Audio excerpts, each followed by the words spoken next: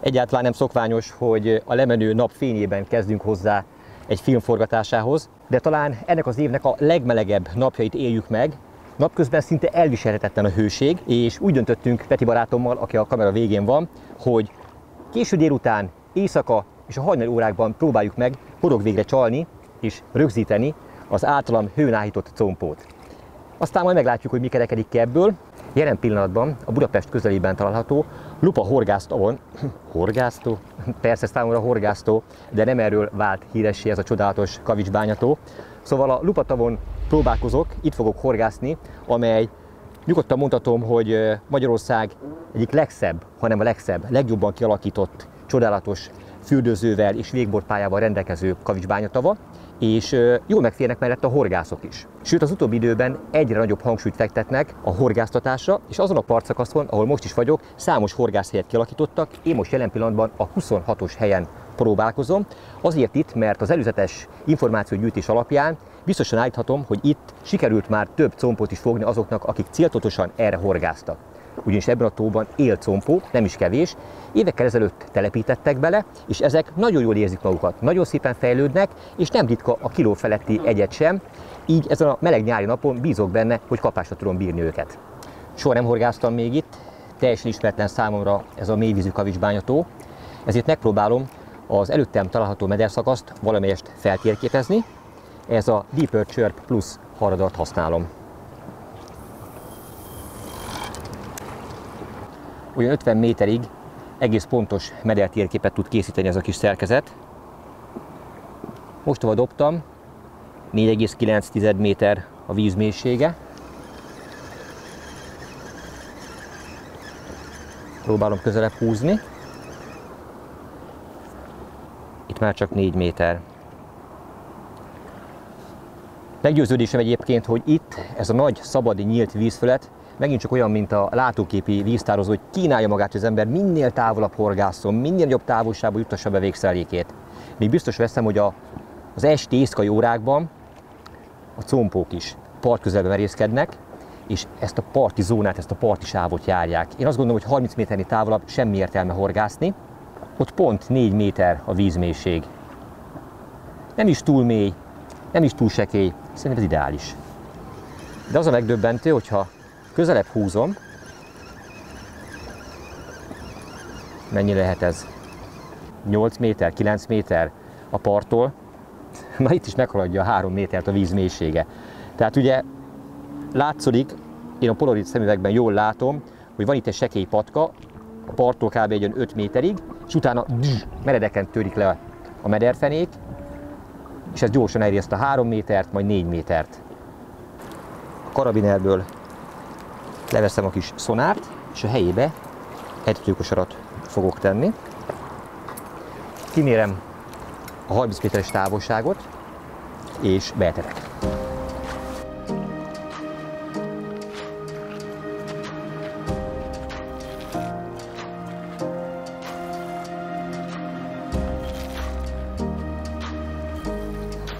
Itt aztán van mindenféle jóság, amit a halaknak szánok. Csináltam egy kis svéd asztalt nekik. Ezek magvak, ez etetőanyag, itt pedig élő csali. Darabolok össze elsőként egy kis gilisztát.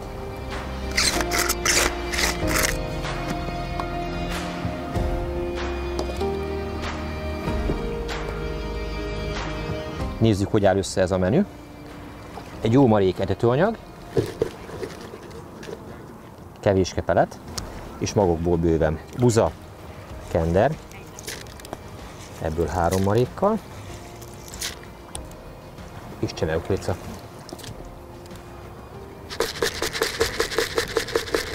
Már ez önmagában nagyon tartalmas, amit élőanyaggal dúsítva, darabolt gilisztával, valamint kevéske nem mozgó vizes csontival még tovább lehet turbózni.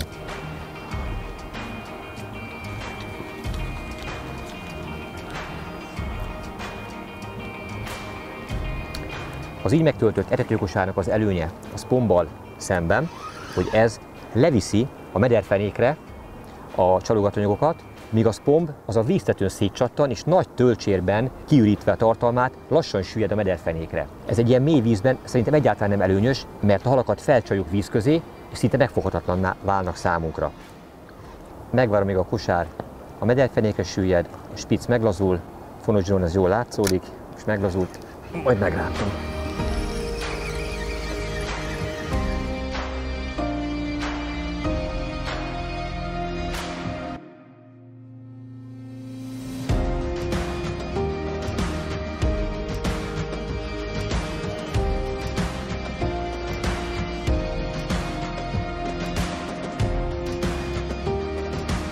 Ebből a keverékből 10 kosár megy be, ez lesz az alap.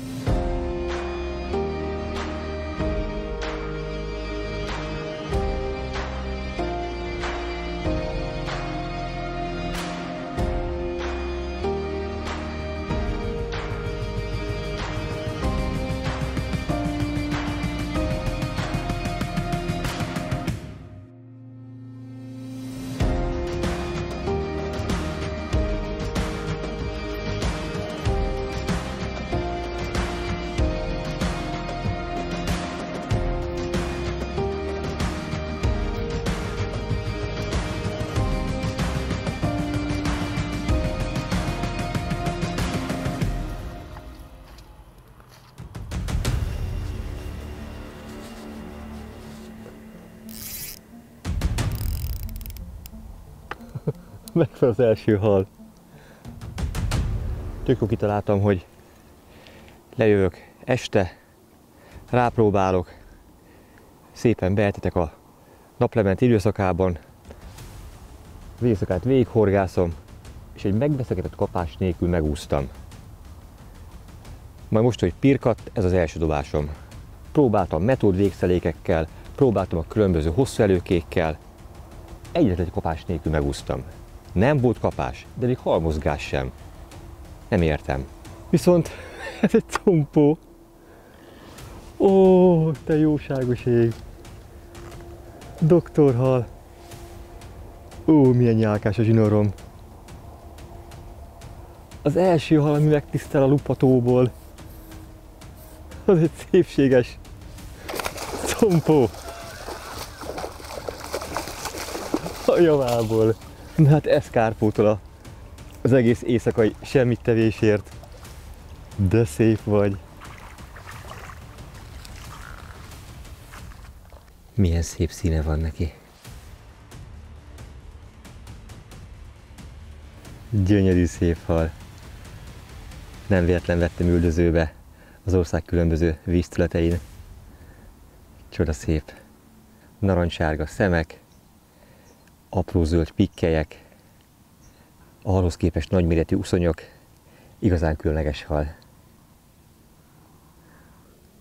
Ő is megérdemli a maximálisan kíméletes bánásmódot és a seb fertőtlenítést.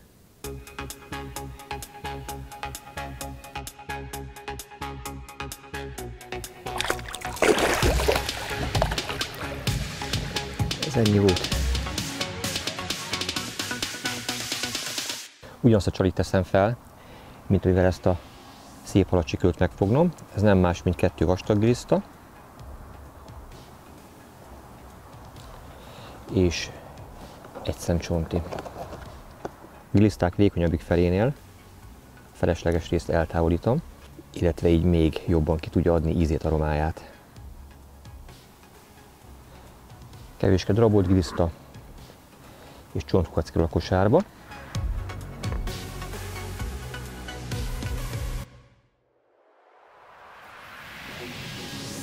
Nagyon bízom benne, hogy nem egy magányos farkas volt, és vannak társai, és tudok még a nap folyamán néhányat mutatni a kamerának. A visszaengedése az első halnak az nem volt túlságosan szép. Ahogy megérintette a vizet, azonnal kiugrott, kicsúszott a kezemből. Aki fogott már compót a kezében, megtapasztalhatta, hogy mennyire csúszós, mennyire síkos a külső felülete. olyan, mint az angolra, nagyon nehéz megtartani, megfogni, de hát ettől is különleges ez a szép hal.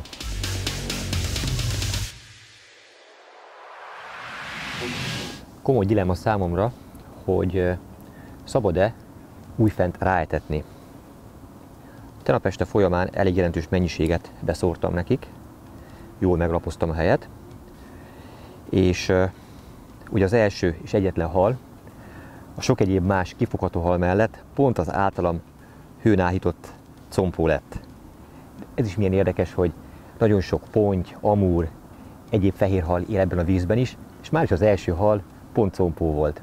Tehát nem kérdés, hogy a stratégia és azok a csalogatóanyagok, amelyeket összeválogattam, tetszik ennek a halnak. Szeretnék még belőlük fogni, de nem tudom, mivel teszek jót. Ha most ráetetek újfent pár gombóccal, vagy pedig ezt a néhány halat, ami remélhetőleg az etetés környékén van, megpróbálom összevadászni. Egy biztos, amíg nem lesz újfent kapásom, addig nem etetek rá. Megpróbálok friss, mozgó csalikkal és mérsékelt mennyiségű élőanyaggal kombinált etetőanyagot bedobni nekik.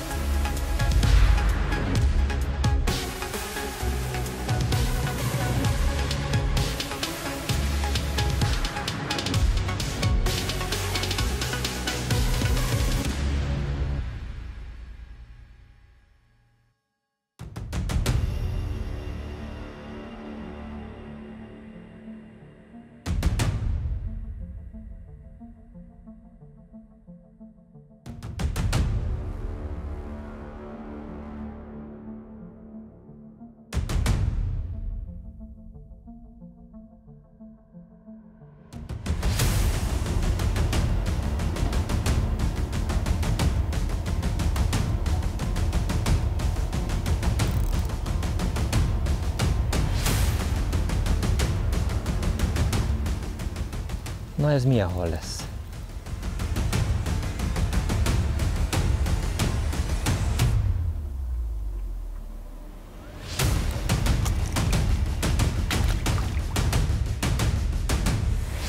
Compó! Egy újabb compó! Fényes nappal egy újabb szép compó! Jaj, de boldog vagyok!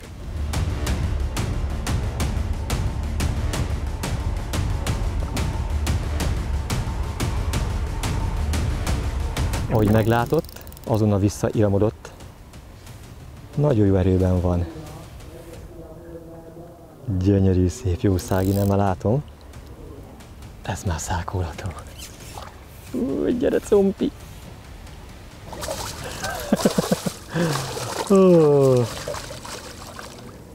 Szágban az újabb gyönyörűség. Akadás újfent, hibátlan. Ha egyszer be akar egyébként a compónak a szájába horog, akkor nehezen szabadul tőle. Kemény, porcos a szájpereme ennek a halnak, ezért a horog akadása is igen jó. De el kell ahhoz jutni, hogy megakadjon és horogra kerüljön egy ilyen szépség.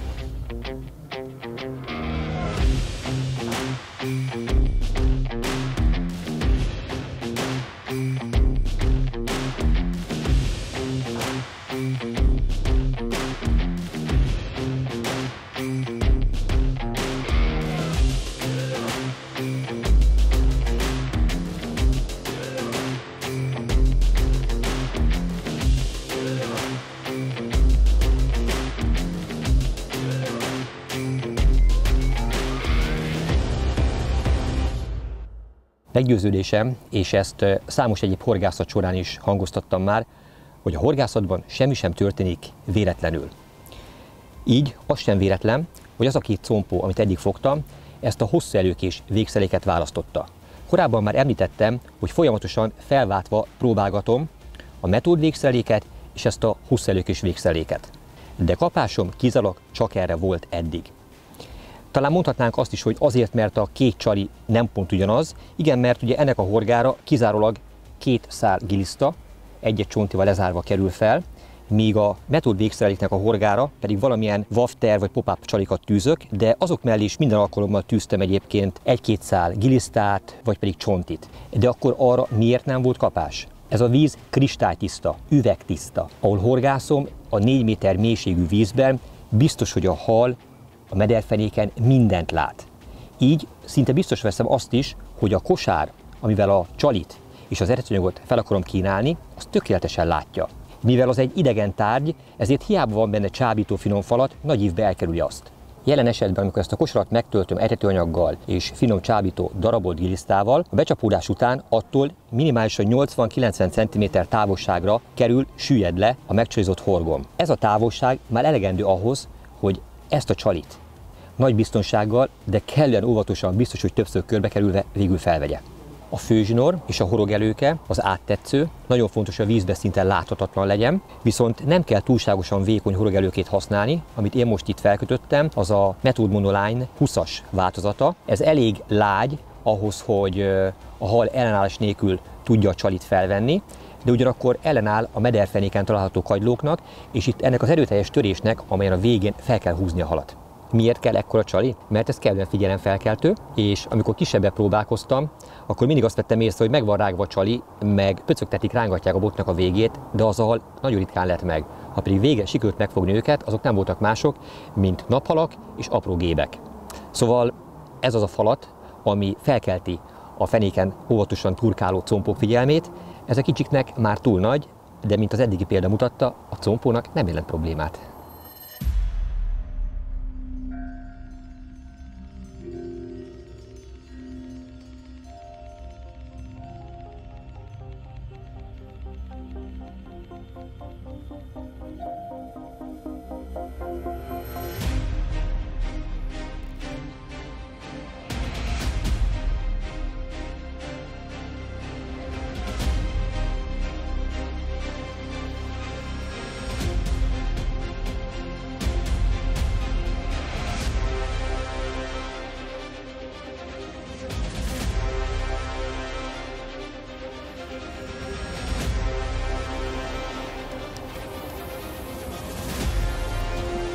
Korábban említettem, hogy amíg nem lesz kapásom, nem etetek rá. Ez megtörtént, fogtam egy compót, így az etetőbottal 5 tartalmas gombócot dobtam be 30 méterre. Viszont soha nem lehet tudni azt, hogy ez segít a helyzeten, tehát újabb halakat csal ide, vagy azt a kevés itt lévő halat is eldugítja és elüldözi. Hát majd ki fog derülni.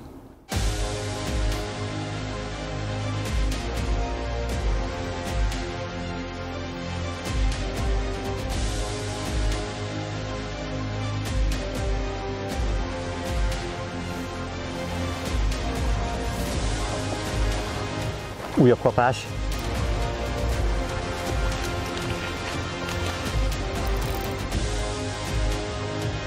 A comp óvatosságát jelzi egyébként a kapása is. A legritkább esetben van vehemens botgörbítős kapása, de ennek a botnak a finom spicce ezt is tökéletesen jelezte. Egy olyan 1,5-2 centit húzott, egy kicsit rávártam, bevágtam, és itt van a horgomon. Persze már úgy beszélek róla, mintha biztos, hogy compó lenne, de ez csak akkor biztos, hogyha a szákomban van, mert halat még nem láttam. Talán ez az erőteljes rángatózó mozdanat az, ami jellemző rá.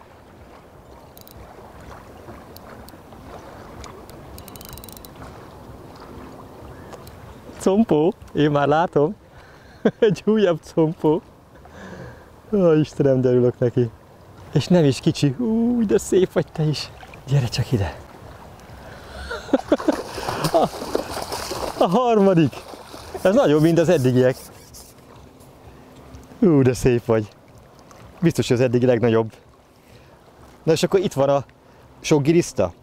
Zavaró. Tessék. Rendesen bevette a horgot. Igaz, a giliszták kicsit meg sínlették, de ami a lényeg. Újra egy compó a szákban. Ennek a compónak a hossza meghaladja 40 cm-t, egészen pontosan 41 cm. Az már tekintélyesnek számít egyébként a compók között, és súlyát tekintve olyan 2 kg lehet. Nagyon boldog vagyok. Legszívesebben a compóval együtt úsznék be a vízbe. Nem esik nehezemre most itt ülni. Legalább 27-28 Celsius fok a hőmérséklete, és egy újabb gyönyörűség a kezemben. Azt mondják, hogy ha egyfajta halból fogsz egy nap, akkor az véletlen. Hogyha 2, akkor az óriási szerencse. Ha 3, az pedig tudatosság.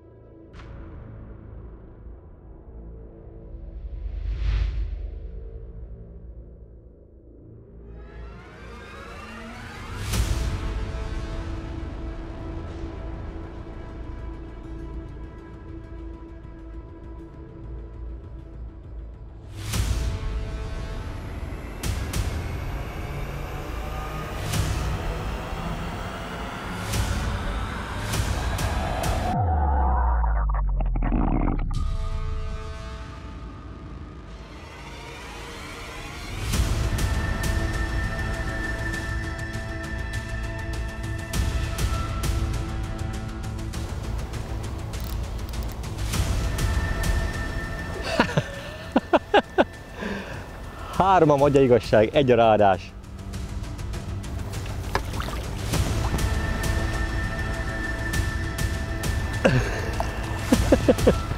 Itt a 4. compó. Imádom ezt a lupatavat. Imádom. Ilyen gyönyörű halakat lehet fogni. Nagyon tanulságos és eredményes volt a mai nap a lupatavon. Ma is nagyon sokat tanultam a compó horgászatáról. Ezen a területen nagyon jól működött a 30 méteres táv. Kizárólag hosszú előkével és csúszó végszelékkel fogtam a mai nap folyamán a halaimat. A metód ma egyáltalán nem játszott. Nagyon jól működött, amikor egy-egy compó megfogása után 3-4 nagykosárral ráejtettem.